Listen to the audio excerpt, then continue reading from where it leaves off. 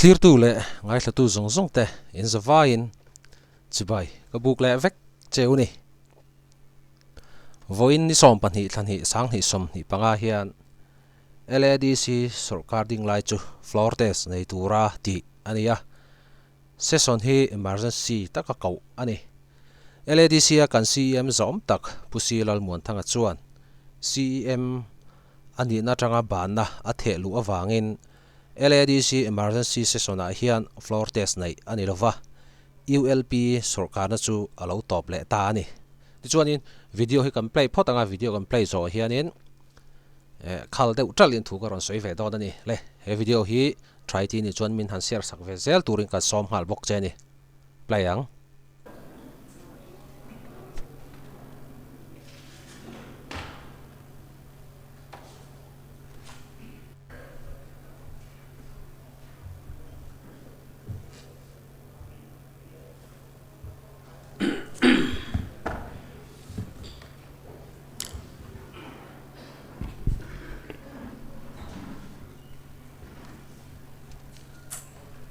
Pathian le ka puthiang lim sharing ngai thang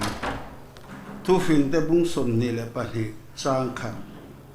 sum tam takai mi that ni than jok tur ani a tangka le rang ka takai du sak na angai net om tu bin sin member zom tak tak te session cậu là ngay bồi mỗi lâu cả là lòng thú căn thiếu chưa ba hay in là không thế mình thằng vung mày ạ lòng mày với nhà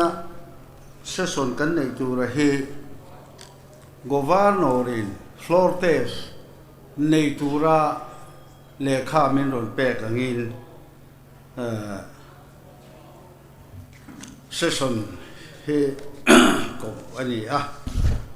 chu le kha chu kan share chu ka nga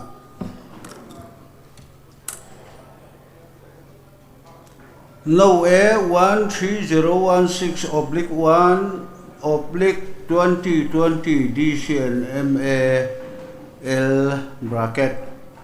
Governor of Mizoram District Councils and Minority Affairs Department ISO the 7th February 2025. To the Chairman Lai Autonomous District Council Long Tai. Subject summoning of emergency session regarding thereof. Sir, I am to inform you that as per sub-rule of Rule 32 of the Lai Autonomous District Council, Constitution, Conduct of Business, etc., Rule 2010 and as approved by the Honorable Governor, you are requested to summon emergency session for conducting floor tests on 12 February 2025. Moreover, all appointment,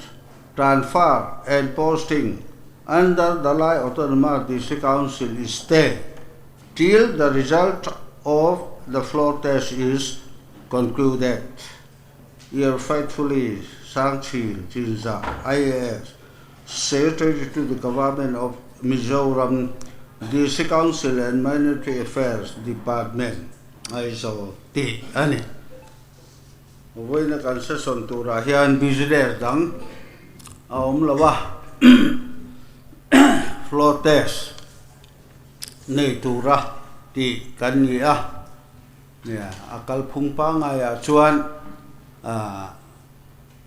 với nhà hiện MNF Legislator Party United Legislator Party anoma helma hiện ZPM Legislator Party awma party pani in fin ve kan ni ti na ni chu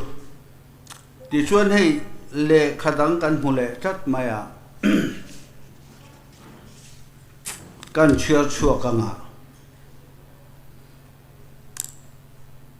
the Honorable Governor of Mizoram, Raj Baban Aizol, through the Chairman Lai District Council, subject resignation from the office of the Chief Executive Member.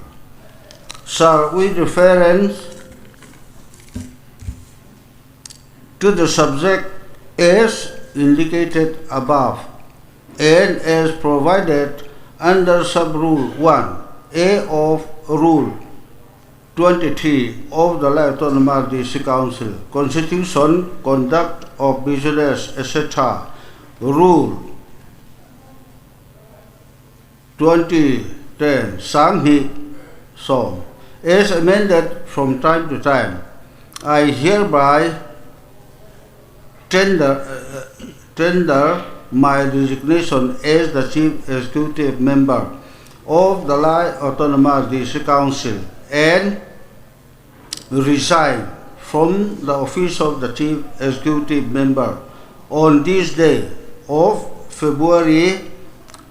Nisom Pani Sanghi Somnile Panga. You sincerely si Lalmuan Tanga Ti Ania si Matagin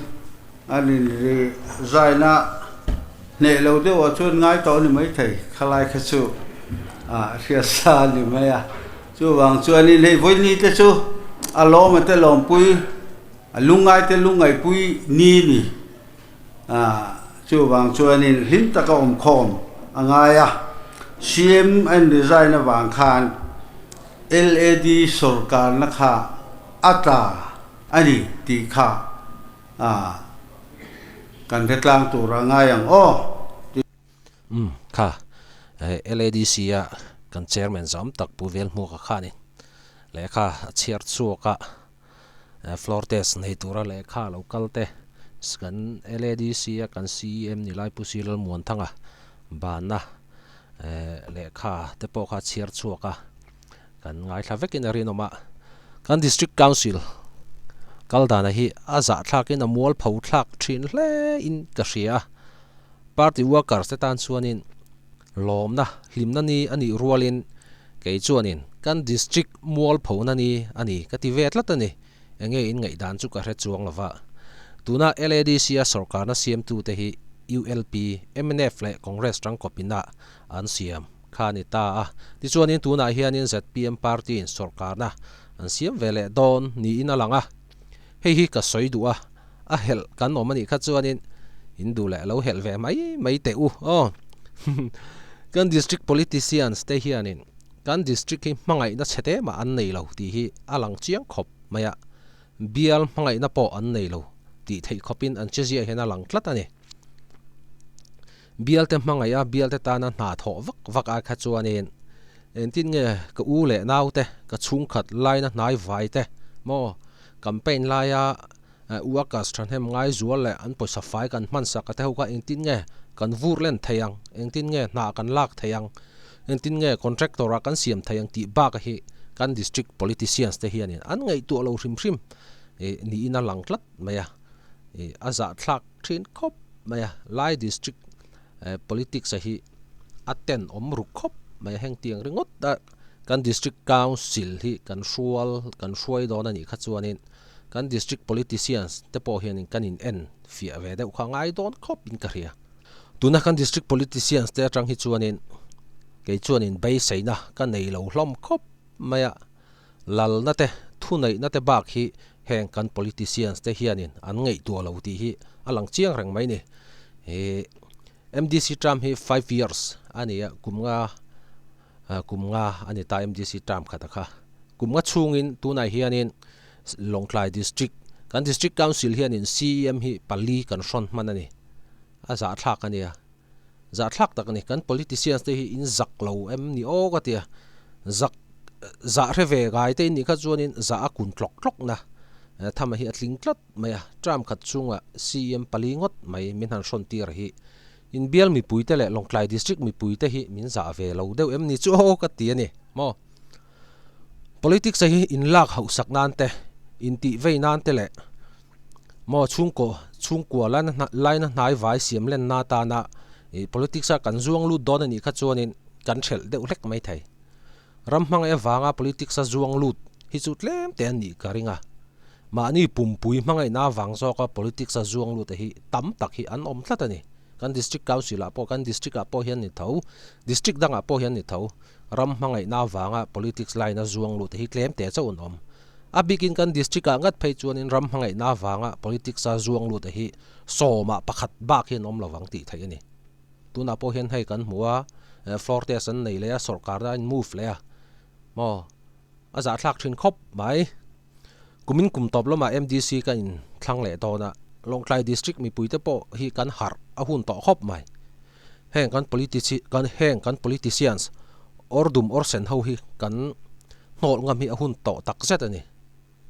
heng tuna kan politicians ordum orsen liking ordum orsen nan tiang ho hi kan nol ngam huna chau kan district council hianin bung thar hi kai thein karing chung tiang ni lova tuna ordum orsen ho kan nol ngam lo ani kha chuanin kan ma ba ka chu alang le ruak ani mo kumin kum topa MDC kan thlang dona heng ho bok hi kan thlang chuak le ani kha chuanin an zengai te bok lalna thunei na ba ka khan don lo mo ein move lenga khang tiang vel mai khania kan district min ti ming chia ka ti ni kan district politicians te hiani kan politician te hiani kan district ti ming thatu nilova district ti ming thatu ringot ani thina hi aza thlak thin khop maya he chu kan politician te po hianin lo in enfia ve deuh te u in chat dan hi amol phau thlak deuh ma em o ka ti ni chu wang chuanin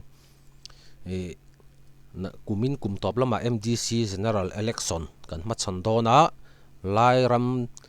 district mi puite hianin heng lai king ordum orsen kan ti ho hi kan nol ngam fai vek khangai ni le kati zong kha voina tana video koron siam thei chuni le tamai ta se ni danga video thar dang nai kan mole theu don nia